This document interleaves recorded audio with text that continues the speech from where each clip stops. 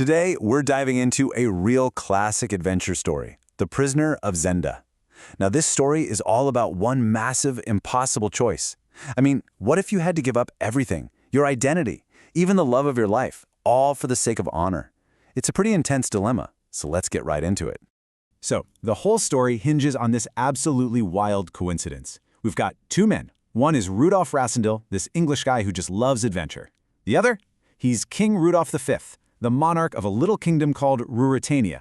And the crazy part? They could be twins. I mean, they're perfect, identical doubles. So, in Englishmen in Trouble, let's get to know our main guy, Rassendyll. Think of him as a wealthy, red-haired English gentleman who'd much rather have an adventure than, get a real job. But here's the twist. There's a little family secret, a long-ago connection to the Ruritanian royals, and that's why he's got their signature look. So basically, Rassendyll is bored. And what does an adventurer do when he's bored? He travels, of course. On a total whim, he decides to pop over to Ruritania to check out the new king's coronation. Little does he know, this one small trip is about to throw him into a massive conspiracy that could change the fate of the whole country. The fake king in the capital. Okay, so Rassendyll gets to the capital, Strelzow, and then the impossible happens. He literally runs into King Rudolf V. I want you to picture this, both of them just frozen, staring. It's like looking into a mirror. They are absolutely identical. But every good kingdom story has its dark side. And here he is, Duke Michael, the king's evil half-brother. They call him Black Michael, and he is convinced that the throne should be his. Trust me, this guy will do absolutely anything to get it. So the night before the coronation, Duke Michael strikes. He sends the king some wine, but it's drugged. The king doesn't just fall asleep, he's out cold, in a coma. And just like that, Michael's men grab him and whisk him away to the infamous castle of Zenda. The plan is simple, and it's brilliant. If the king's a no-show for his own coronation, Michael can just step in and take the crown. The king's friends are in total panic mode. The country's about to fall apart. And then they remember the English guy who looks exactly like the king. So they take this massive gamble and go to Rassendyll with the craziest proposal you can imagine. Hey, can you pretend to be the king, just for the coronation? Just long enough for us to figure out how to rescue the real one.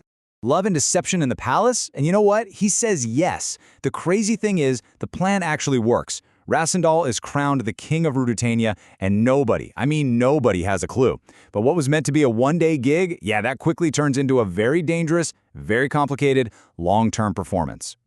So now Rassendyll is playing the role of a lifetime, and the stakes couldn't be higher.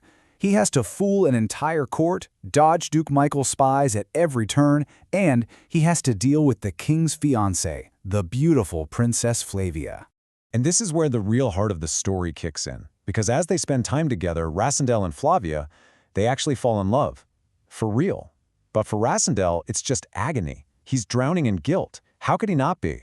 The woman he loves is in love with a complete illusion.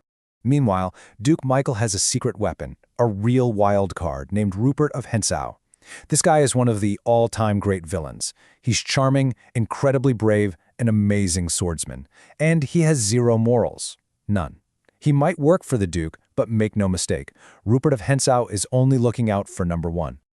The king's rescue plan. Okay, so this whole charade can't go on forever. Rassendyll and his crew know they're running out of time. They have to do something drastic. They decide there's only one option left, a full-blown assault on Zenda Castle to get the real king out before Michael decides to just get rid of him permanently. But this rescue mission is beyond risky. See, the Duke gave a terrifying order. The second there's any sign of an attack, kill the king. So it's not just a rescue, it's a frantic race against the clock. It's all about stealth, strategy, and a whole lot of sword fighting.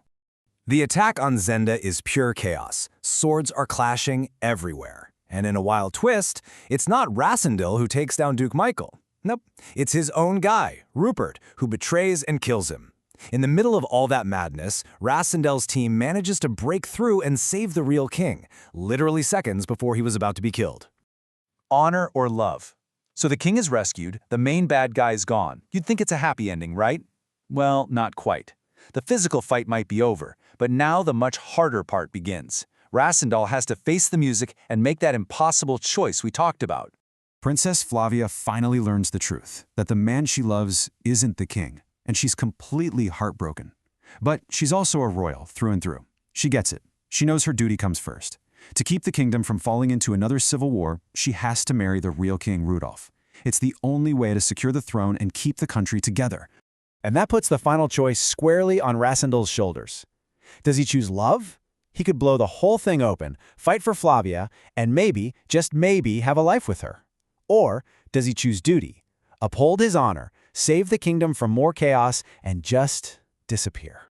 In the end, he chooses honor. Rasendel sacrifices his own happiness for a kingdom he's grown to love. He shares one last quiet goodbye with Flavia, turns his back on it all, and returns to his old life in England, leaving the throne and the woman he loves forever.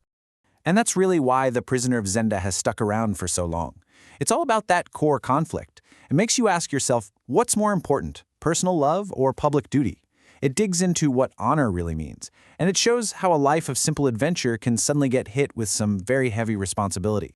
So the story really leaves us with this one big, tough question, and it's just as relevant now as it was then. When is duty more important than happiness? It's definitely something to think about. Thanks so much for joining me for this one.